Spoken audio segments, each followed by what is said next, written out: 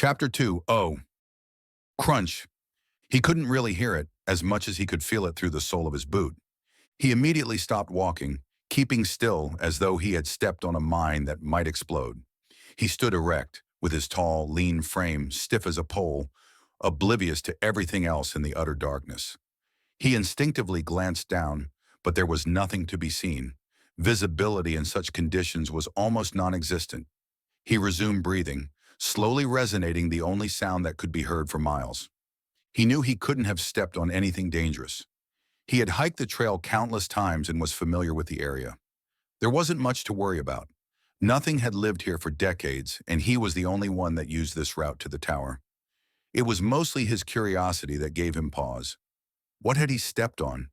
He felt a shiver run up his back, and he closed his eyes to savor the moment. He felt exhilarated and excited.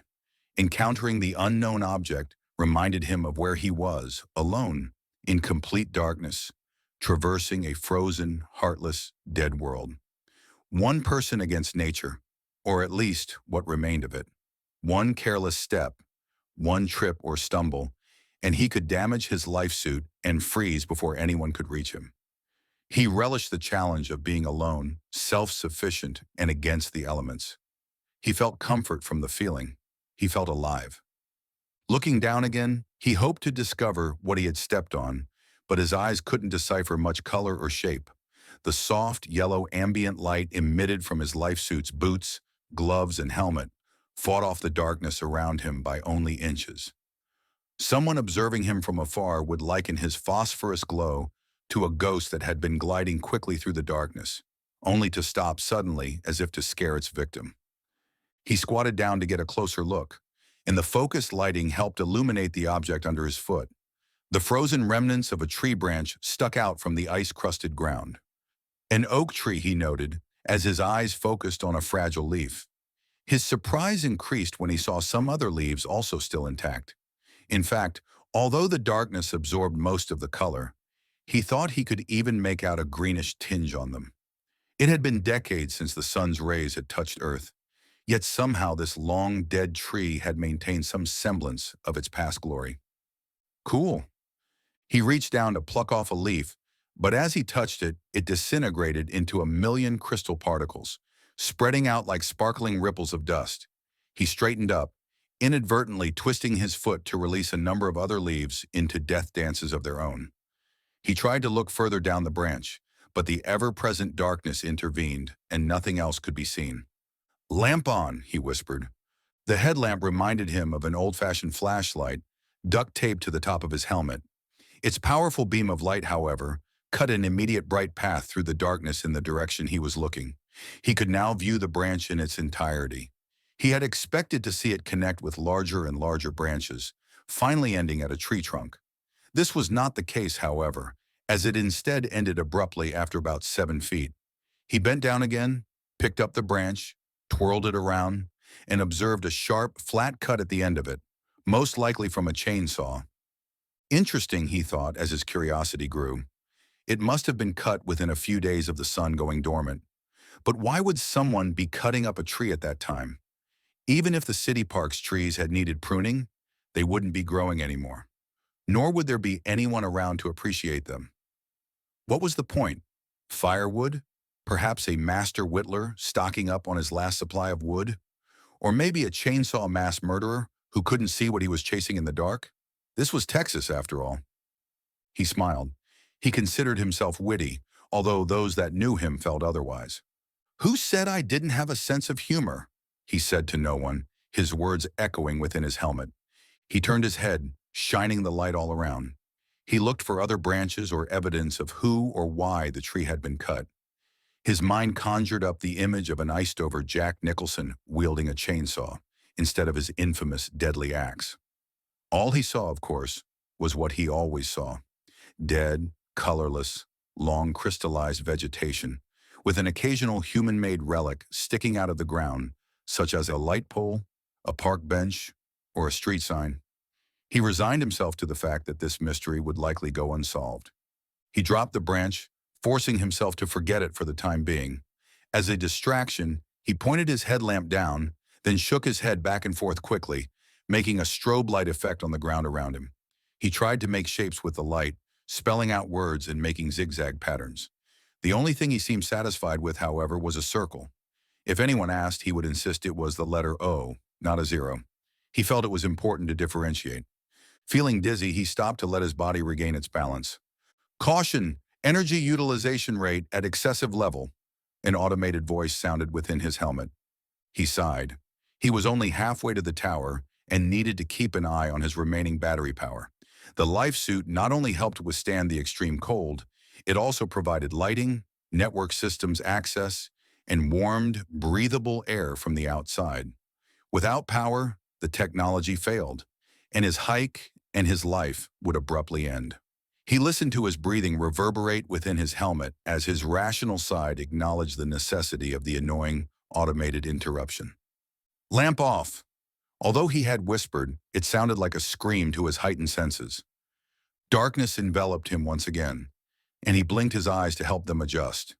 Disappointed that an adventure hadn't materialized from stepping on the branch, he reactivated his GPS map. His helmet's inside visor transformed into a miniature computer screen, and a visually pleasing lime green map appeared. The display portrayed an optimistic and cheery, three-dimensional view of the outside world, hiding the reality of the cold, black, lifeless place. The only sound he could hear was his breathing, though he was convinced if he listened very closely, he could also hear his heartbeat. And of course, the occasional crunching sounds under his feet.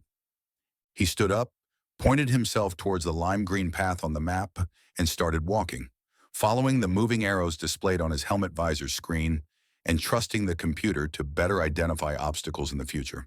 Most people thought he was eccentric for enjoying his hikes alone, outside in the hostile, frozen environment. They believed that it had something to do with him being one of the few remaining that had experienced living in a sunlit world. They felt their survival already had enough challenges without the risks of hiking on ground. But he found he enjoyed this time to himself, away from the cramped, sterile underground city. He missed the old days and enjoyed reminiscing about the times people could just step outside in shorts and a t-shirt without worrying about warmth or light. No light, no sight, no sun, no fun, he mumbled. The GPS initially only provided directions using the old road maps, but he used his memory of the city park to take different paths to the tower.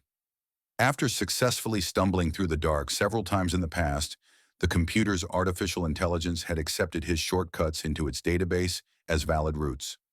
At the moment, the GPS showed a remaining distance of over 3 miles. 57 minutes to the tower.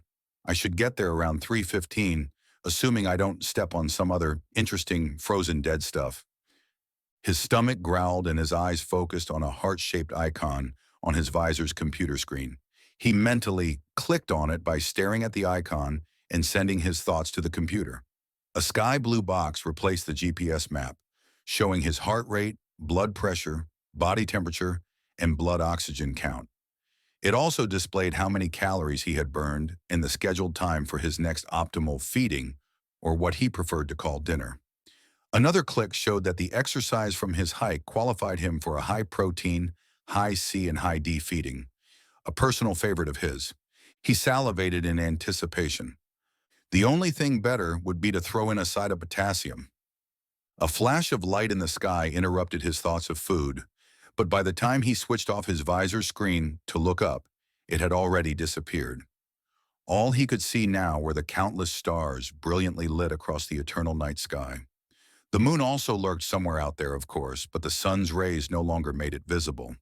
He quickly focused his attention back on his visor screen, using his eyes and thoughts to steer through its various menu options.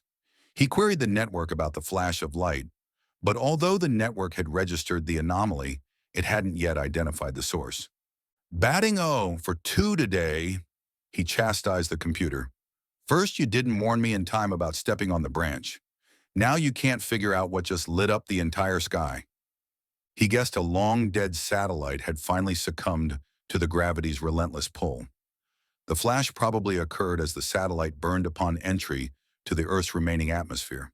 He found it odd that the network hadn't already identified the object and decided it warranted further investigation. He started to send a message to a colleague about the flash when he felt an itch just below his knee. He instinctively reached down and scratched at it through his life suit. The itch was elusive, forcing him to scratch his leg in larger and larger circular patterns in search of the cause, until one of his gloved fingers suddenly slipped into a hole in his suit. Crap. As if in response to his expletive, a red warning triangle suddenly appeared on his visor's screen, along with an audio message. "Caution! Life suit breach in right leg," echoed within his helmet. He surmised that part of the oak branch he stepped on must have stabbed through the soft, pliable suit lining above his boots.